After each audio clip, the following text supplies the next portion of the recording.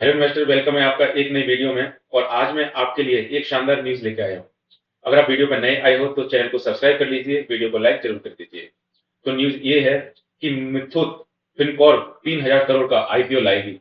सेबी के पास डीआरएचपी जमा कराया, पूरा पैसा नए शेयर जारी करके जुटाया जाएगा। तो जो मुथूट कंपनी है, जो गोल्ड के अगेंस्ट लोन देती है, वो 3,000 करोड़ रुपए का आईपीओ लेकर आ रही है। और ये पूरा का पूरा आईपीओ प्रेस इशू होगा। ठीक है ना, तो देखिए पढ़ लेते हैं। मुथूट फिनकॉर्प 3,000 करोड़ का आईपीओ ला रही है। इसके लिए कंपनी ने सेबी के पास डीआरएचपी दाखिल किया है। आईपीओ से मिले पैसों का इस्तेमाल भविष्य की पूंजी जरूरतें पूरी करने, आगे कर्ज देने और कारोबार के विस्तार में होगा।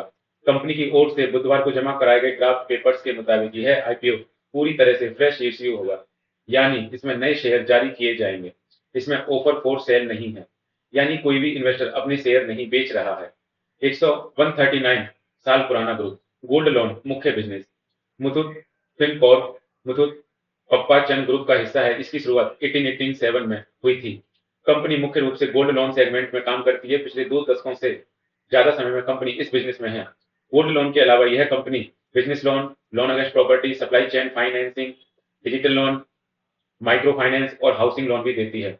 मुथूट फिनकॉर्प 1887 में शुरुआत काम गोल्ड और होम लोन सहित अन्य लोन देना। कुल शाखाएं 5,610, digital users 42.6 lakh.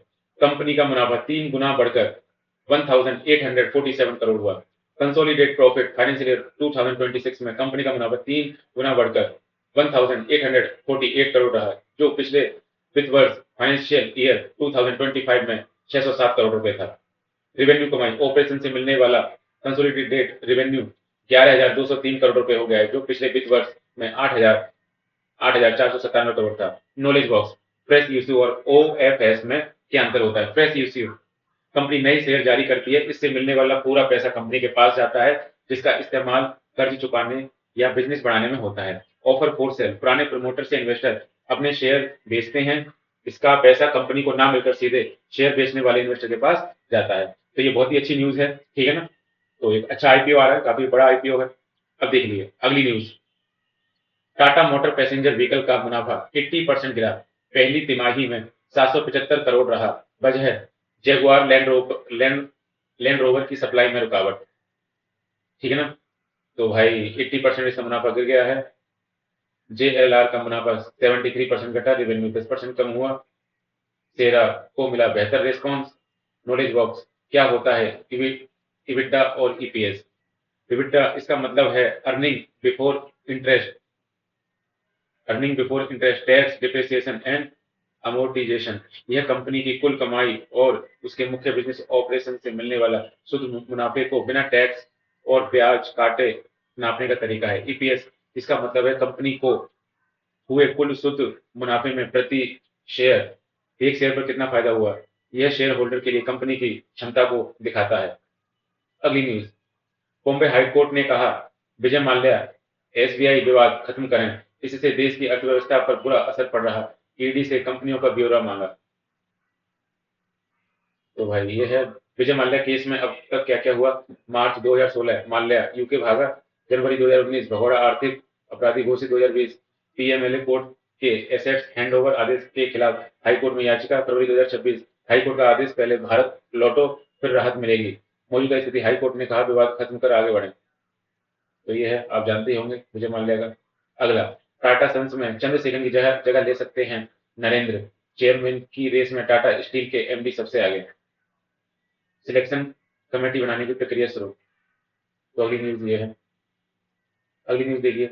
Supreme court बोला, पैकेज्ड फूड पर वार्निंग लेबल लगाओ, ज्यादा चीनी, नमक और फैट की जानकारी दो। सरकार ऐसा नहीं करती तो हम आदेश देंगे। तो देखो ये एक और न्यूज है।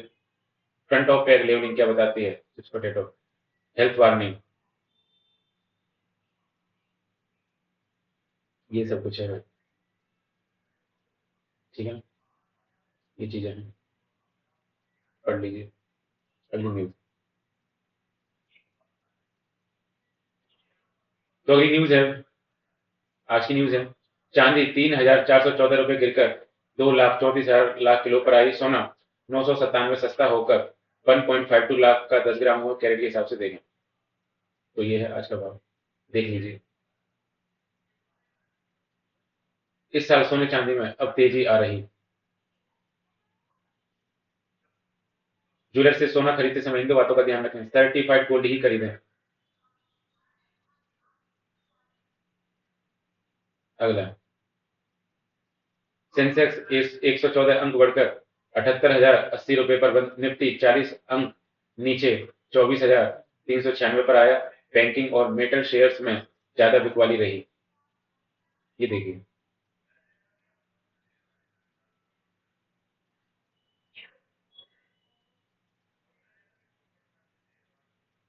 अगला news, Tata Motors commercial vehicle का मुनाफा 83% बढ़ा।